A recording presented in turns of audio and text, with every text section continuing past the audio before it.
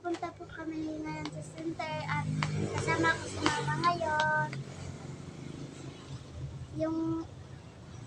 Yung una, at yung una, nagpupunta kami ng center.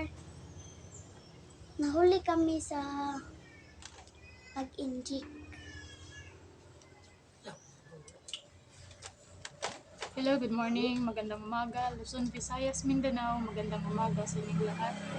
At dyan sa ibang bansa, good morning or evening, magandang gabi sa inyong lahat or umaga dyan sa iba. Ngayong araw, hindi muna makapasok si Aisa sa kanyang paaralan kasi nga second dose at third dose po yung inject niya ngayong araw na po ito dahil po sa kagat ng aso sa kanyang kamay. Kaya ngayon hindi siya makapasok sa pag-aaral ngayong araw. Mga Lunes na lang po siya mag-aral ulit. Okay naman po yung sugat niya. Wala naman pong infection.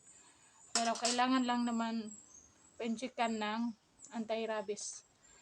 Nung una, yung naka-video po kami, first dose po yon. Ngayon, second dose po siya. Sasamahan ko po siya ngayon kasi nga walang ibang kasama.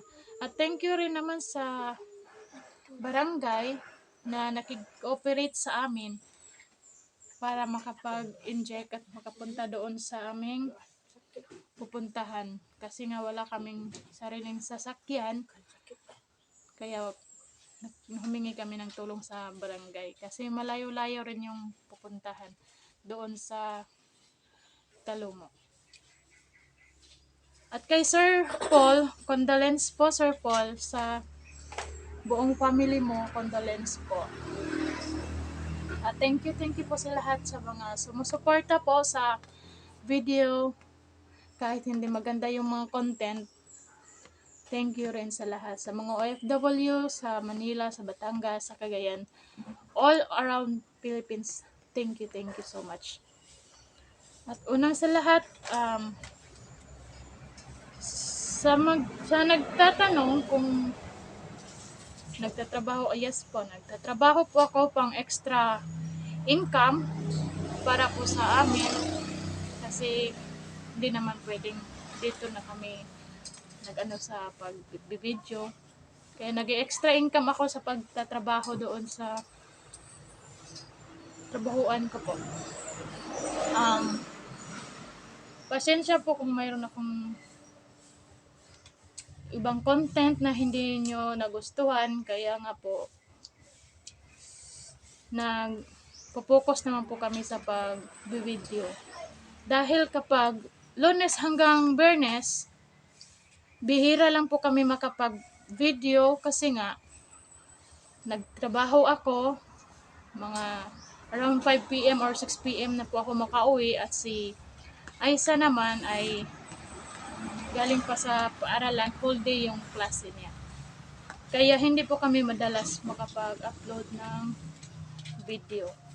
Sa Sabado at Linggo, dyan po makafocus ng pag-video sila sa kanyang lola. Dyan na po i-focus. Pasensya po sa lahat ng yung nag-comment po, pasensya po. Wala naman pong ibang taong gumagamit sa ibang account at hindi naman po inaabuso yung bata kasi nga ako naman po ang talagang humahawak sa kanyang account.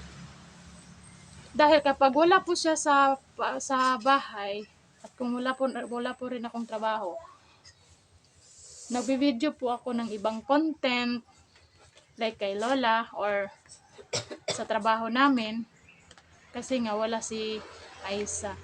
Kapag nandiyan naman si Aisa paggabi or araw, kung walang pasok, siya naman ang i-focus namin sa camera. Hindi naman por yung nandyan sa Aisa hindi siya ma-focus sa camera. Siya naman talagang i-focus sa camera. Pasensya po kung hindi mo nagustuhan yung content namin. Kasi nga po, wala po ako masyadong nalalaman po dito sa pag-video. Hindi ko rin naman hinangad na gumanda yung mga yung umangat yung buhay namin. Kami ay simpleng tao lamang po at kontento lang po kami kung anong meron po sa amin. Kung anong meron sa amin, yan lang po. Kontento na po kami. Hindi namin hinangad na umangat pa ng umangat. Ang ang purpose lang po namin ay makapagpasaya po sa mga followers at fans ni Aiza. Yun lang po at maraming salamat at pasensya na po sa lahat-lahat. Sa lahat po ng mga followers at subscribers ni Aiza, pagpasensyahan nyo na po. Kasi hindi kami madalas makapag-upload ng mga video. Maraming salamat po. And Sir Paul, condolence po at sa buong family mo po. Thank you, thank you. Shout out po kay Sir Davis. Thank you sa super thanks dollar. Thank you so much.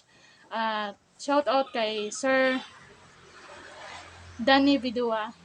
Hello sir, magpagaling po kayo. Maraming salamat. At sa buong PB team, hello, good morning, good morning. Magandang umaga. Thank you. Bye-bye and God bless. Bye-bye.